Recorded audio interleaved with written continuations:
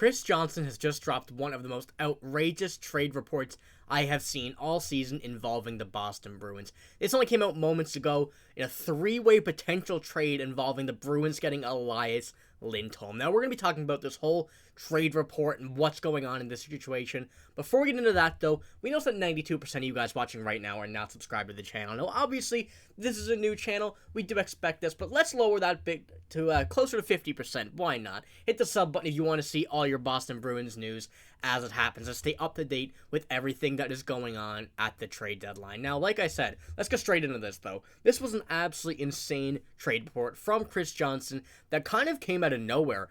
Really, I was not expecting this, to say the least, from my portion at least.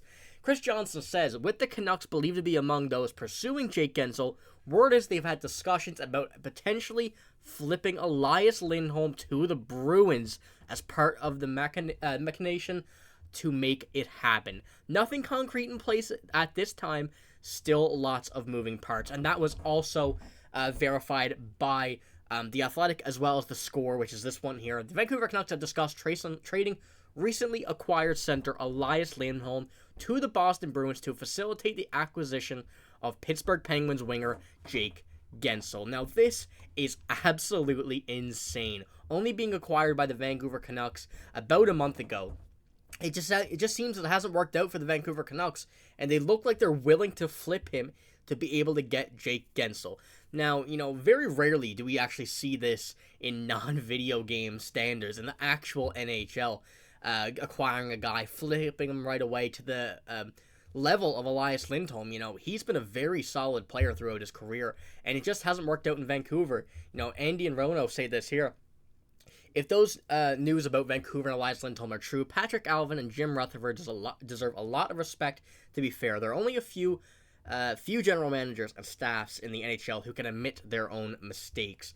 Now, Elias Lindholm, he's definitely not a bad player. He's a very, very solid player, but, you got to admit when a player don't work in your system, you might need to change up, and they did the very smart thing by making that trade super early, knowing that, they're going to test the waters first to see if it works out, knowing that that is a very busy offense on that Vancouver team, and now have an asset to be able to trade once again going into this final week of the trade deadline before it on March 8th. So, they made a very smart move, admitted their mistake, very true statement there by the Andy and Rono account, but to the Boston Bruins, that is really the main thing that we're going to be talking about here on this side. Obviously, in this case, it would have to be a three-way trade involving the Boston Bruins, Pittsburgh Penguins, and Vancouver Canucks. So what we know so far is that it will involve Jake Guentzel, and it may involve Elias Lindholm. Those are the two right now that we have seen. Elias Lindholm would be to the Boston Bruins from the Vancouver Canucks, and Jake Guentzel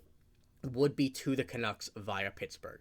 So right now, that's really all we know. That is basically the groundworks of what we have. There's still a lot of work, like Chris Johnston said, of moving parts to this. But I think if this does work out, the Boston Bruins are put into a very good position. Elias Lindholm is a very solid center. I'll pull up his JFresh chart here.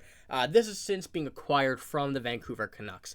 You can see it hasn't worked out offense and defense for him on this team like they would have.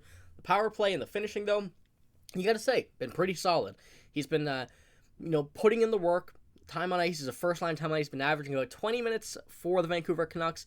But, the main thing is UFA, $4.9 million for one remaining year, and a center with the possibility of the Boston Bruins maybe putting out an extension. I think that would be a very smart move. After Bergeron and Krejci retiring, they were lacking in that center with, the very shallow middle of the forward core they have. And Elias Lindholm, although might not be a number one center, he's definitely a very good addition to the top two lines, the top six, for sure. Wherever I think you put him, I think he would work out. He's got a great defensive side, a great offensive side, and this could be a real blockbuster and a real sneaky move for the Boston Bruins if they can make this happen and getting their name out there for a guy like Elias Lindholm, who I would not say very many teams were expecting to be available once again before this trade deadline. But I have another tweet here from the Bruins Network on Twitter, or X, or whatever you want to call it. Elias Lindholm isn't a can't-miss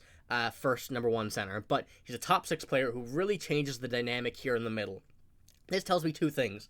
The the fit in Vancouver isn't working, and Boston thinks very, very highly of the player to still be interested as a second-hand buyer.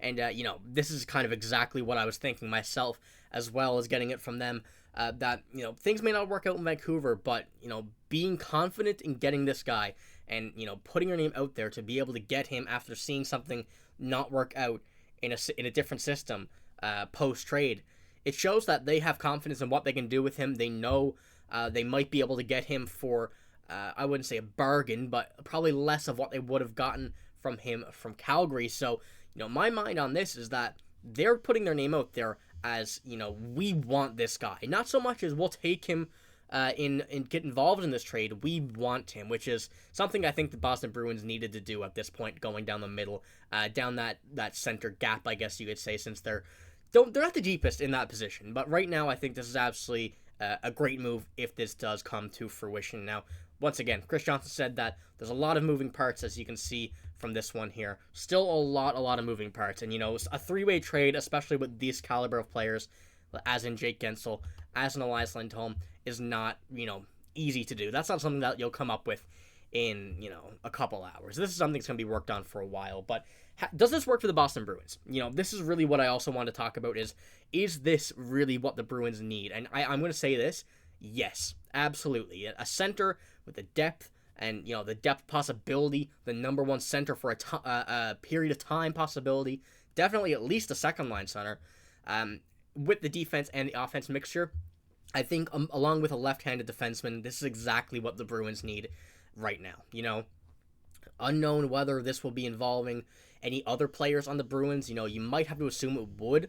The picks are a bit shallow on that side as well, as, you don't want to give up the few prospects you have, so you could consider it being a few NHL caliber players currently, or whether it's be salary retention or something along those lines. There's going to be a lot to work on, but I think Elias Lindholm right now is an absolutely fantastic, sneaky option, like I said, for the Boston Bruins, if this does occur. Now, March 8th, this Friday is the NHL trade deadline, so this will have to be done in a few days. I do expect this to be done within 24 hours. What we've seen from Jake Guentzel and the Pittsburgh Penguins saying that they want this done within 24 hours, just about an hour or two ago.